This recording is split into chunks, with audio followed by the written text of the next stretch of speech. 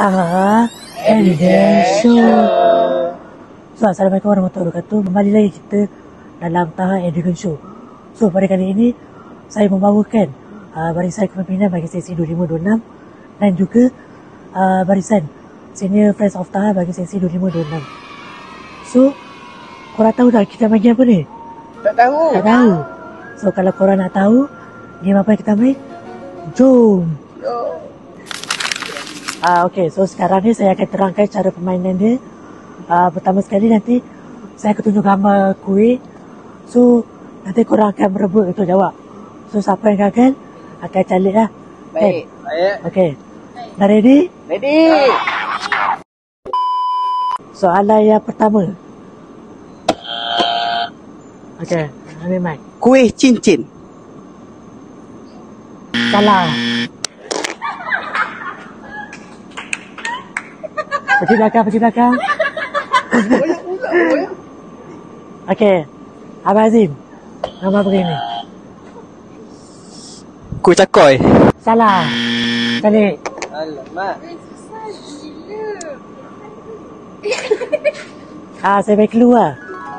Dia kuih ni dia berasal daripada Pantai Timur. Ana.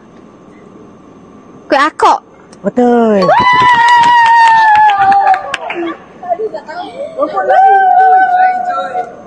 Terusnya.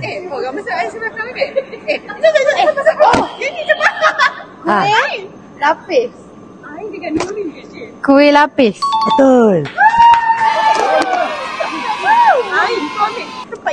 Mas terusnya.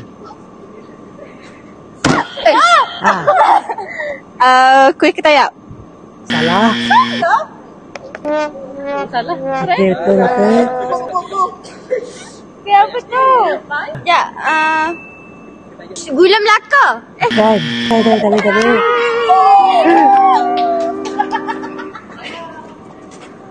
A few moments later. So, kita beri gambar yang seterusnya.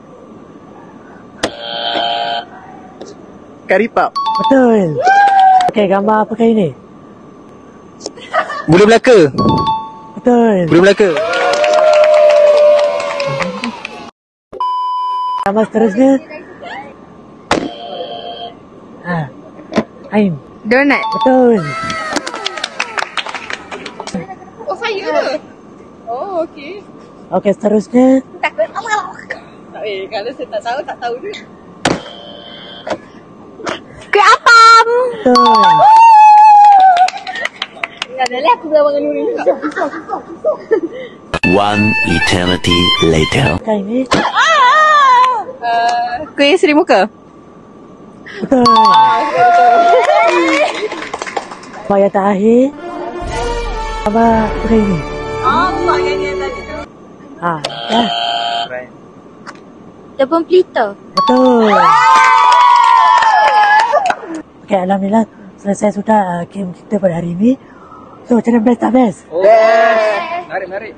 So, kalau korang nak tahu game apa lagi seterusnya, nantikan Serlakan Kepintaran, luaskan pengetahuan.